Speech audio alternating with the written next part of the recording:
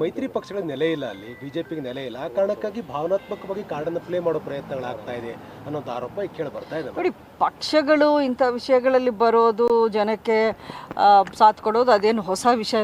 ಯಾವುದೇ ಪಕ್ಷ ಇದ್ರೂ ಈ ಒಂದು ಸಂದರ್ಭದಲ್ಲಿ ಅದನ್ನೇ ಮಾಡ್ತಿದ್ರು, ಅದು ಎರಡನೇ ವಿಚಾರ. ಬಟ್ ಜನಗಳ ಭಾವನೆಗಳಿಗೆ ನೀವು ಈ ರೀತಿ ಒಂಥರ ಪ್ರವೋಕ್ ಮಾಡೋದಿದೆಯಲ್ಲ, ಅದು ಯಾವ ಪಕ್ಷದಿಂದನೂ ಮಾಡೋಕ್ಕಾಗೋದಿಲ್ಲ. ಅಂದರೆ ಈ ಮಟ್ಟಕ್ಕೆ ನಿನ್ನೆ ನೋಡಿದ್ರೆ ಸಾವಿರಾರು ಜನ ಅಲ್ಲಿ ಯಾರು ಇದ್ದರು ಅದರಲ್ಲಿ ಪಾರ್ಟಿಸಿಪೇಟ್ ಮಾಡಿದರು, ಅವರೆಲ್ಲ ಏನೋ ಯಾರೋ ಪಕ್ಷ ಹೇಳಿದ್ದಕ್ಕೆ ಮಾತ್ರ ಅಲ್ಲಿ ಬಂದಿಲ್ಲ. ನಿಜಕ್ಕೂ ಅವರು ಫೀಲ್ ಆಗಿದ್ದಾರೆ. ಅವ್ರು ಸೆನ್ಸಿಟಿವ್ ವಿಷಯ, ನಮ್ಮ ಒಂದು ಭಕ್ತಿ ಭಾವನೆ ಇರ್ಬೋದು ಅಥವಾ ಸೆಂಟಿಮೆಂಟ್ ಇರ್ಬೋದು, ಅದಕ್ಕೆಲ್ಲೋ ಅವರು ನೋವಾಗಿದೆ, ಅದಕ್ಕೇನೆ ಅವರು ಈ ರೀತಿ ರಿಯಾಕ್ಟ್ ಆಗಿರೋದು. ಅಂತಿಮವಾಗಿ ಮೇಡಮ್, ಅಲ್ಲಿ ಯಾವ ಧ್ವಜ ಹಾರಿಸ್ಬೇಕೀಗ? ಆ ಕಂಬದಲ್ಲಿ ಯಾವ ಧ್ವಜ ಹಾರಿಸ್ಬೇಕು ನಿಮ್ಮ ಒಪಿನಿಯನ್?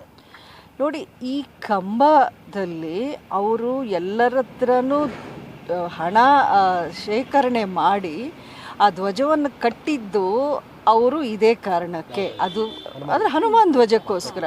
ಇಲ್ಲಾಂದರೆ ನೀವು ರಾಷ್ಟ್ರಧ್ವಜ ಅಂದರೆ ಅದಕ್ಕೆ ಅವರು ಎಲ್ಲ ಕಡೆನೂ ಏನೋ ದುಡ್ಡು ಕಲೆಕ್ಟ್ ಮಾಡಿಬಿಟ್ಟು ಅದನ್ನು ರಾಮನ ಪ್ರತಿಷ್ಠಾಪನೆ ನಡೆಯುವಂಥ ಟೈಮಲ್ಲೇ ಮಾಡಬೇಕು ಅನ್ನೋದೇನಿಲ್ಲ.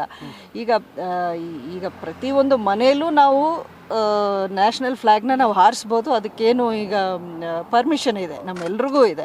ಸೊ ಹಾಗಾಗಿ ಅದರ ಉದ್ದೇಶ ಏನು ಅಂತ ನಿಮ್ಗೆ ಅದು ಸ್ಪಷ್ಟವಾಗಿ ಗೊತ್ತಾಗ್ತಾ ಇದೆ.